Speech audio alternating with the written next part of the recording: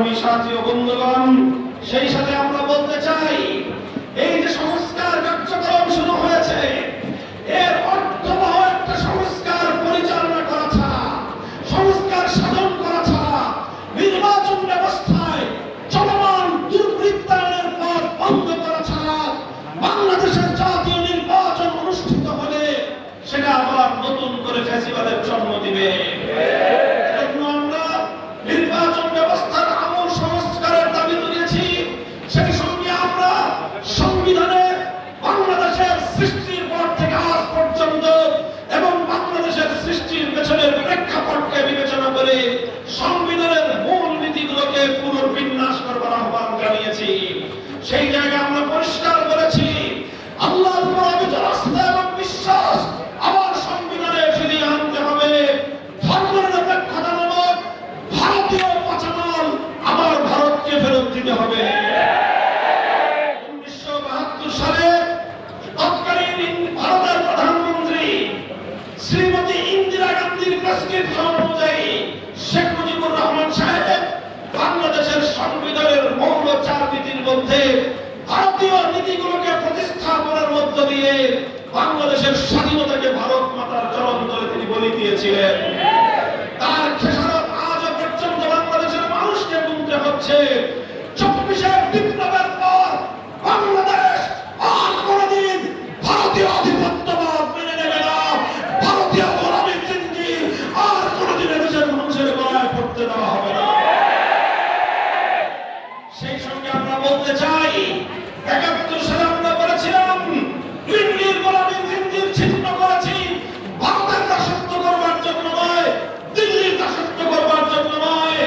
আজ 2025 সালে এসে আমরা আবারও বলছি, আমরা দিল্লির গোলামীর জিঞ্জির ছিন্ন করেছি, ওয়াশিংটনের গোলামী করবার জন্য। আমার বাংলাদেশে হিউম্যানিটারিয়ান করিডোরের নামে অথবা মানবাধিকার কমিশনের নামে পশ্চিমা অসভ্যতা কিংবা পশ্চিমা বাংলাদেশের সমাজবিরোধী কোনো কালচার বাংলাদেশে আমদানি করবার যে কোনো অপতৎপরতা রক্ত দিয়ে আমরা রুখে দেবো।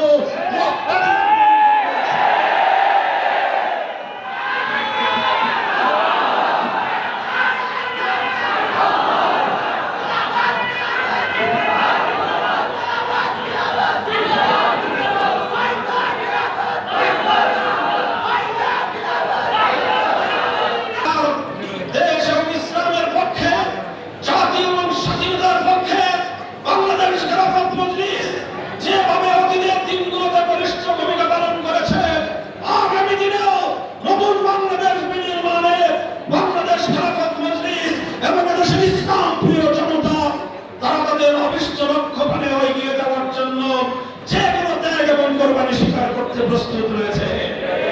আরেকটি কথা আমি স্মরণ করিয়ে দিতে চাই, জুলাই বিপ্লবের সৈনিকদেরকে এবং সকল রাজনৈতিক অংশীজনদেরকে আমরা মনে করিয়ে দিতে চাই, 2024 বিপ্লবের চূড়ান্ত ক্ষণ 5ই আগস্টের অপরাহ্নের কথা একবার স্মরণ করুন।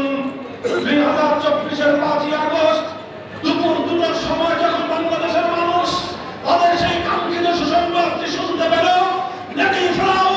বাংলার মানুষের খুনি হত্যাকারী হাজারো মানুষের রক্তদান হাতে লেগে আছে, সেই কুখ্যাত লেডিস জালিম শাহী শেখ হাসিনা বাংলার মাটি থেকে পালিয়ে গিয়েছে। এদেশের মানুষ সেদিন আর দাঙ্গা উল্লাসে ফেটে পড়েছিল। 2 থেকে 3টা পর্যন্ত 1 ঘন্টার 5ই আগস্টের বাংলাদেশকে কল্পনা করুন। একটি চিত্র ভেসে উঠবে, আর সেই চিত্র হলো টেকনাফ থেকে তেতুলিয়ায় জনগণের অর্থায়নে রাজপথগুলোতে ভাস্কর্যের নামে যে মূর্তিগুলো স্থাপন করে মসজিদের নগর বাংলা মাটিকে মূর্তির নগরে পরিণত করবার হাসিনার স্বৈরাচারী ষড়যন্ত্রকে নস্যাৎ করে দিয়ে সকল মূর্তি ভেঙে গড়িয়ে দেওয়া হয়েছে। তবে হিন্দুদের কোন মন্দিরের মূর্তির গায়ে পবিত্র দেওয়া হয় না।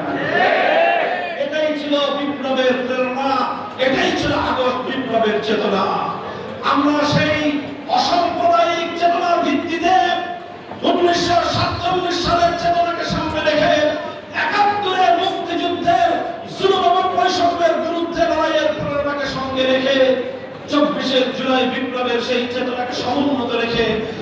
আগামীর বাংলাদেশ দেখতে চাই।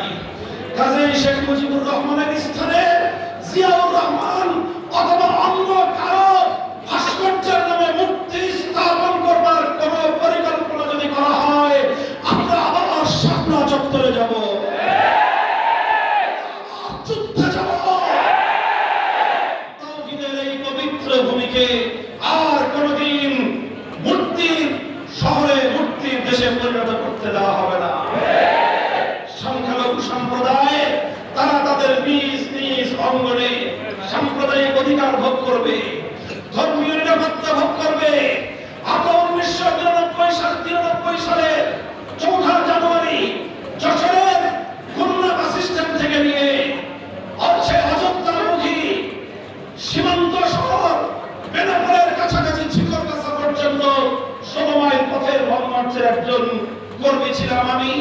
আমরা দেখেছি লক্ষ লক্ষ জনতার সেই অবিনাশী, অবিনশ্বর এবং দৃষ্টির শেষ সীমা পর্যন্ত বিস্তৃত সেই বিশাল কালেমার পতাকাধারী মিছিল চলছে।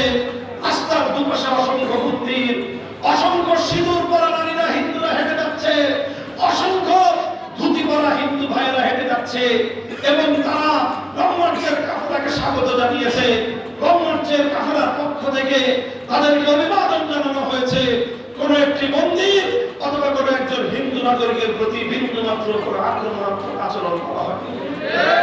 এটাই হলো বাংলাদেশের অসাম্প্রদায়িক চেতনা।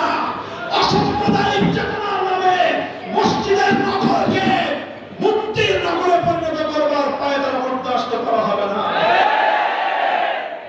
সংগ্রামী সাথী ও বন্ধুগণ, তাই আমরা পরিষ্কার ভাষায় বলতে চাই, আমার আখেরি পয়গাম, বাংলাদেশ এবং বাংলাদেশের স্বাধীনতা ইসলাম এক সূত্রে গাঁথা। মুসলিম জাতিসত্তা গঠনের 100 বছরের অভিপ্রায় নিয়ে বাংলাদেশ গঠিত হয়েছিল। সুতরাং বাংলাদেশ মুসলিম জাতিসত্তার সঙ্গে বাংলাদেশের অস্তিত্ব অঙ্গাঙ্গিভাবে জড়িয়ে আছে। এ কারণে বাংলাদেশে যদি ইসলামের স্বার্থ লঙ্ঘিত হয়, বাংলাদেশের স্বাধীনতা বিপন্ন হয়। যারা বাংলাদেশে ইসলাম বিরোধী, তারাই বাংলাদেশের স্বাধীনতার দুশমন। এই বাংলাদেশের প্রকৃত স্বাধীনতাকামী জুলাই যোদ্ধারা, আসো ইসলাম বন্দীদের সাথে হাতে হাত রাখো। বাংলার স্বাধীনতা নিয়ে ছিনিমিনি খেলবার দুঃসাহস কারো হবে না।